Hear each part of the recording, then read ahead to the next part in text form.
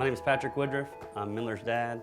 We're going to talk today about Miller's story. Back when we still had Miller, my wife Meredith blogged, and she wrote this unbelievable story that makes you feel that you were with us in our journey, you're with Miller. So we're going to read that today.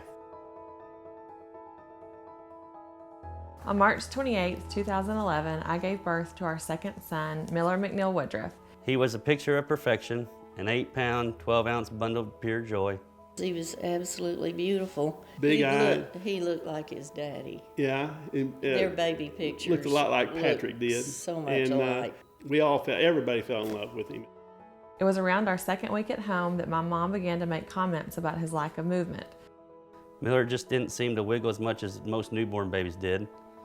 Meredith and I discounted her concern and continued to be thankful for our laid-back baby. It wasn't until another week had gone by that I took it up upon myself to call our pediatrician and schedule an appointment for Miller. We felt kind of silly taking him in, but we're doing it for our own peace of mind. We assumed the doctor would laugh at us and send us on our way. Boy, was I wrong. This is a day we will never forget. April 20th, 2011, our world was turned upside down. It was the beginning of our life with SMA, spinal muscular atrophy. A disease we had never even heard of changed our lives forever. As soon as Dr. Schaefer walked in the room, I knew something was wrong with our precious baby boy. I could see the concern in his face. His heart was hurting for us. We spent the entire next week at Arkansas Children's Hospital, where Miller received test after test. Meredith and I were in the room with him while he was having this done. After the procedure was over, the doctor wheeled her chair over and informed us that our tiny baby had a severe case of SMA type 1. That is when Patrick asked the dreaded question. What is the prognosis? Over the last few days, we had already accepted the fact that our lives would be changed forever, and we would be raising a disabled child who would probably never walk. But what she told us next took our breath away. I'm so sorry to tell you, but Miller will most likely not live to see his first birthday. Our baby was dying, and there was nothing in the world we could do to save him.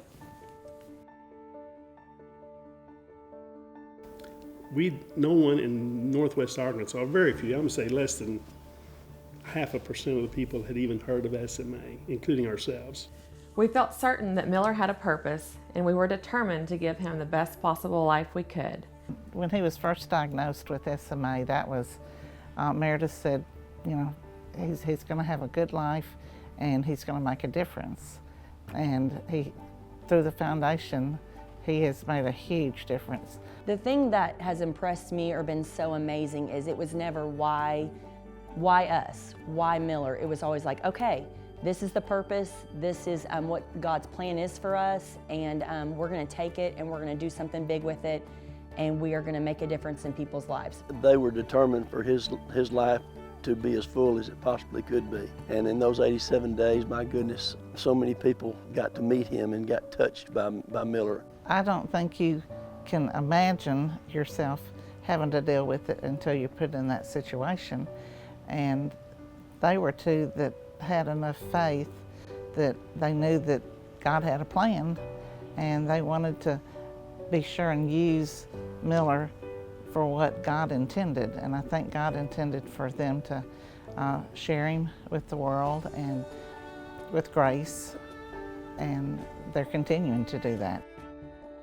You know, I don't think that for 1 minute they ever thought, why us? Why is God punishing us? What's wrong here? I just don't think that was part of something that went through their mind. They just accepted God's will and acted on that. I mean, they knew that they felt like he had chosen them because they're strong enough to handle it. Some people just couldn't deal with it, but they're special young people, and they have the faith and the strength to turn this into something that's turns tragedy into something really special. The beginning of June was a busy time for us. We decided that Miller was ready for a feeding tube, and we made the tough decision to switch from home health to Circle Life Hospice. This was a hard reality to face. Our baby was on hospice. That just didn't sound right. Babies aren't supposed to die. Knowing your baby is going to die is the weirdest feeling in the world. I never dreamed I would have to plan my own baby's funeral. Wednesday, June 22nd, we decided it was time to go to this hospice home. We knew Miller had taken a turn for the worse and that his days were numbered. Even though we had said from the beginning that we wanted to be at the hospice house when Miller passed, we hesitated when the time actually came. Part of us thought maybe it would be best to just stay at home, but the more we thought about it, we made the tough decision to pack up and head that way. It was so hard to leave the house. I told Patrick that I wanted to sit in the nursery with him and rock him one last time. I just couldn't believe this would be the last time I rocked my baby boy in his nursery. Once we got to Circle of Life, we got settled in our room and spent the rest of the day holding Miller and visiting with friends and family that stopped by to see us. Monsignor LeSueur came in to give him Sacrament of Confirmation and Sacrament of the Sick. That was a very special time for us. They invited everybody, all their friends, to come see him and to hold him. And I bet there was hundreds of people that came by and just wanted to hold him. They'd pass him on around the room.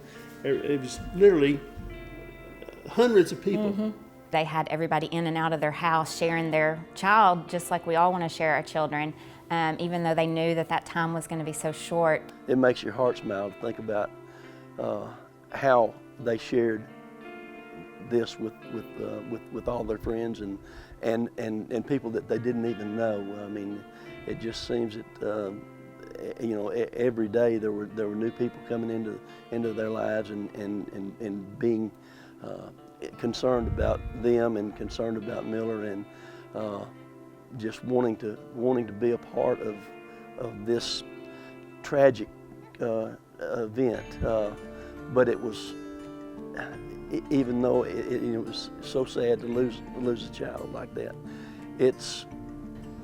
I think everybody that came, and there were many, many people, to see Miller, he exuded, happiness.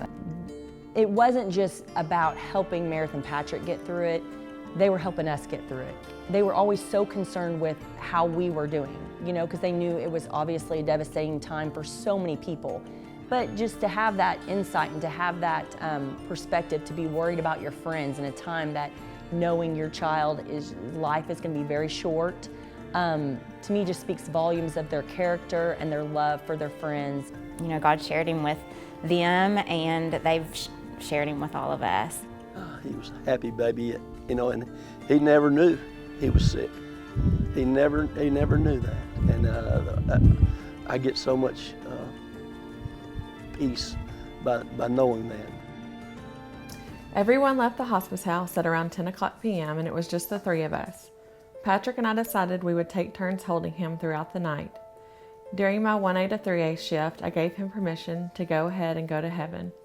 I assured him that we would be okay and that he would feel so much better if he just let go.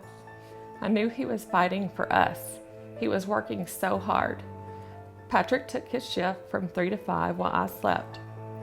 I rolled over at 5:30 and looked at them. They were both sleeping so soundly, and I was so tired that I just wanted to go back to sleep. I laid back down for a little while, but something told me I needed to get up and take my turn. So I woke them up, and we did the switch off. I was in the recliner holding Miller, and Patrick climbed into bed to try to get some sleep. As I was laying down, I told Meredith I loved her, and I said, "I love you, Miller." And those were the last words he heard us say. I was in and out of sleep with him sleeping on my chest. At one point, the nurse came in to give him some medicine, and I expressed concern about how shallow his breathing was.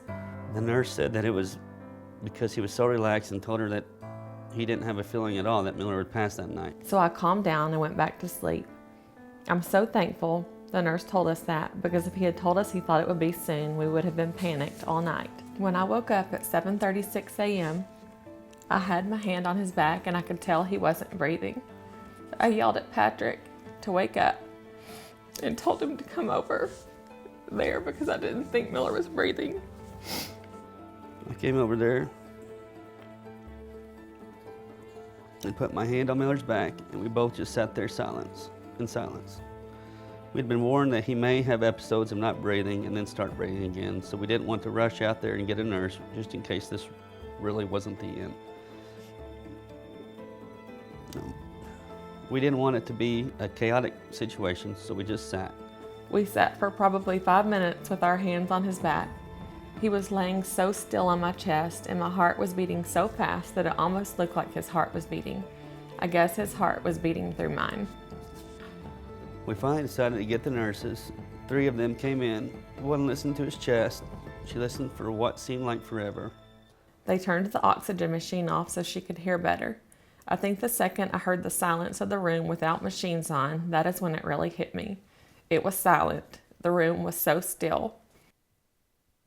After about a minute, the nurse looked at us with tears in her eyes and started shaking her head. I will never forget that moment. God blessed us with a precious child and allowed us the honor, privilege, and joy of having him in our presence for 87 days. In that short time, he lifted the spirits of many and changed the lives of others forever.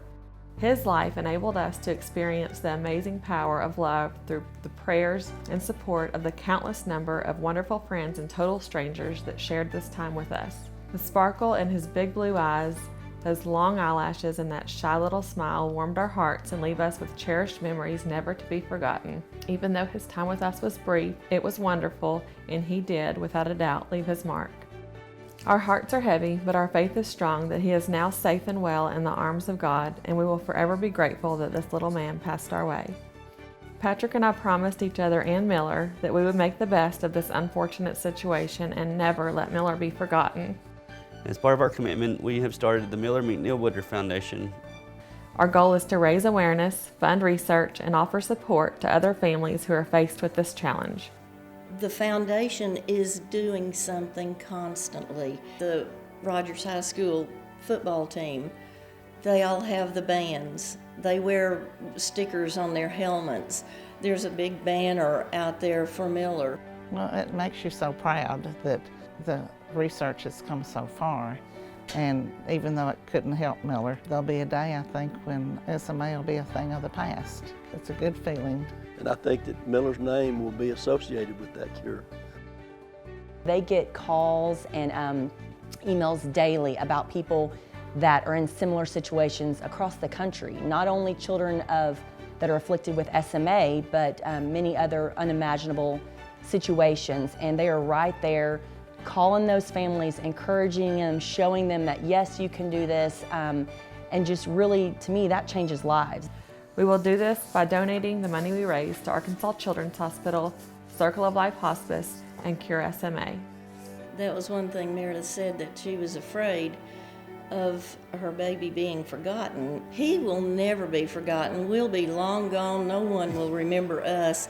But that endowment fund will live on forever, and his name will live on. I could have never predicted the scope of how many people have been touched by the McNeil Woodruff Foundation, how many people have been touched by Meredith and Patrick, and how much they've helped the community and people across the nations.